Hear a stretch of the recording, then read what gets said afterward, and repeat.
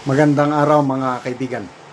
Bigyan natin ng reaction, opinion itong post ni General Romeo Pukes tungkol sa initial na listahan ng mga retiradong mga military uniform personnel, AFP, PNP, Coast Guard na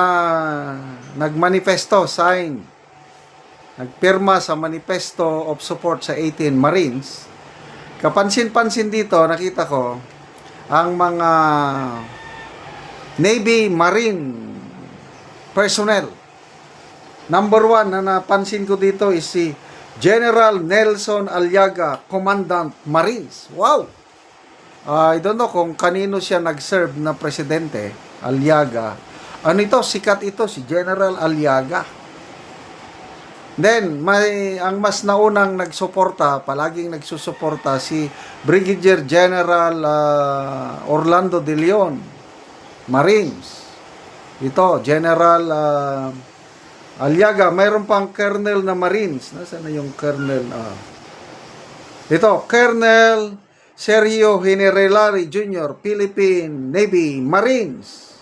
Ito pa, Major Mandelin Pama, Philippine Navy Marines. Captain Primo Delgado, Philippine Navy Marines. Ito, mga enlisted personnel ng Marines, Philippine Navy Marines. Marami-rami. And then sa Navy, si Admiral, nasa na dito? Makakilala kong Navy, Admiral Ramon Espera, Navy. I think 3-star general ito. Coast Guard, maraming mga 4-star generals ng Coast Guard. Admiral Joel Garcia, Philippine Coast Guard.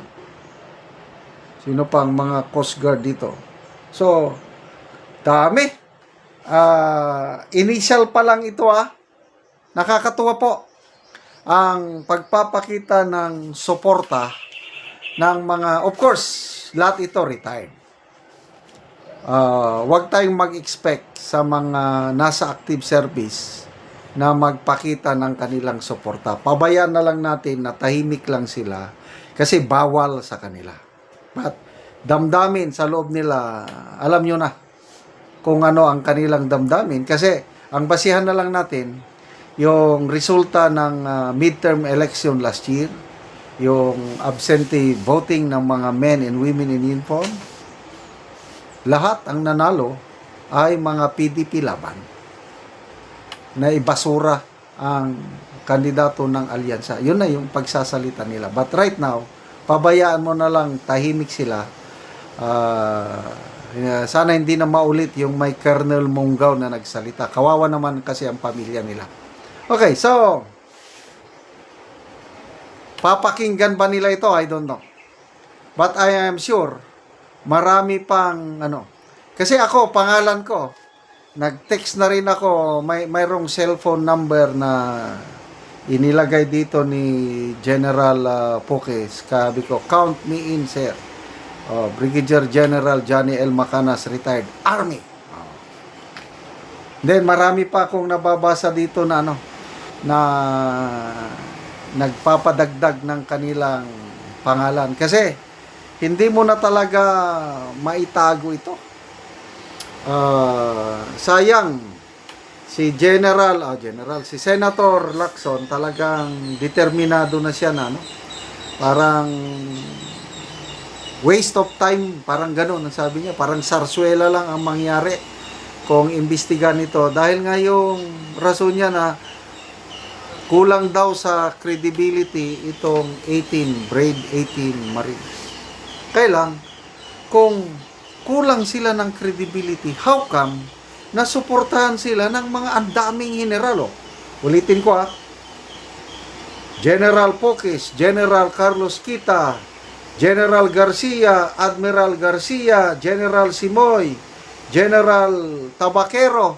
Karamihan nito mga 2, 3, or 4-star generals. General Alan Luga, General Hermogenes Esperon, dating AFP Chief of Staff, General Avelino Razon, dating PNP chief, General Prospero Noble, General Nestor Ochoa, Admiral Rufino Lopez, General Arsenio Arugay, General Raul Gonzales, Admiral Ramon Espera, ang dami.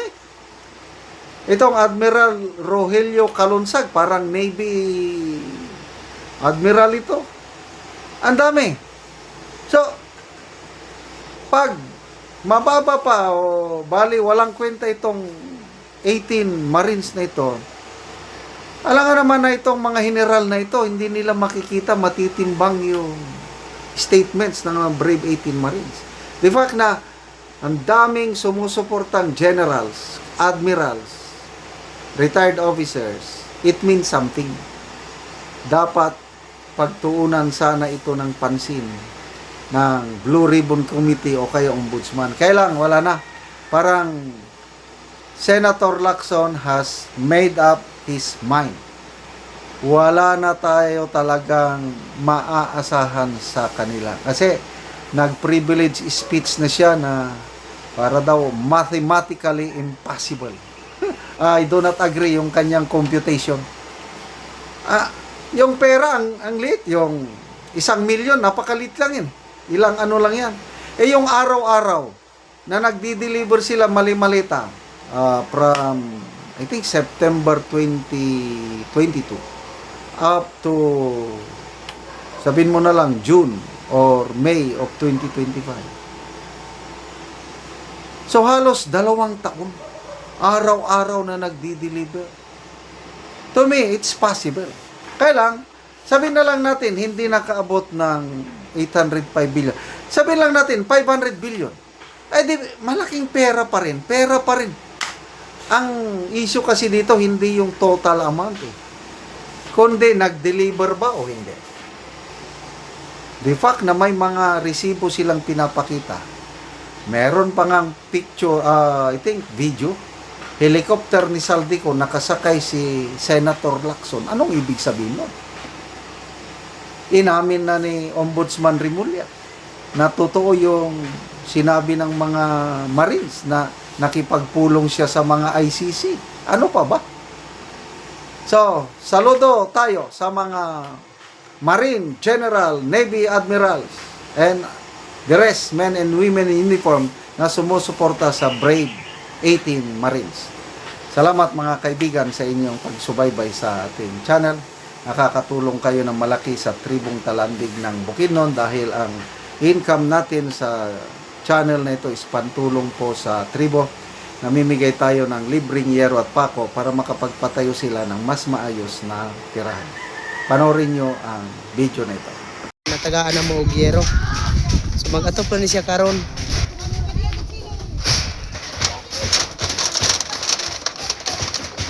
So mao na ni ang iyang atupan karon ni Kuya sa natagaan na mo og yero. Patindog siya og balay.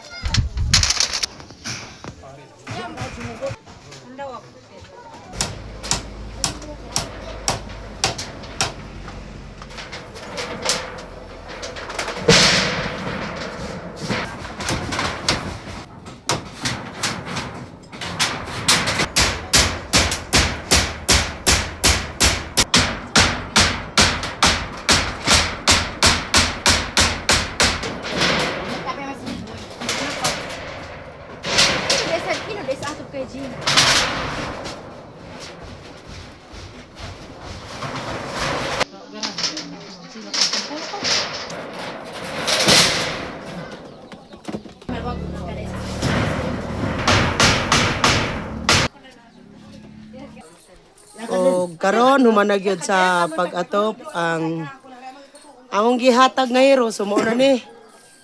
Kuha na gyud kanang nakaatop na gyud ang mga tao nga gitabangan sa yero.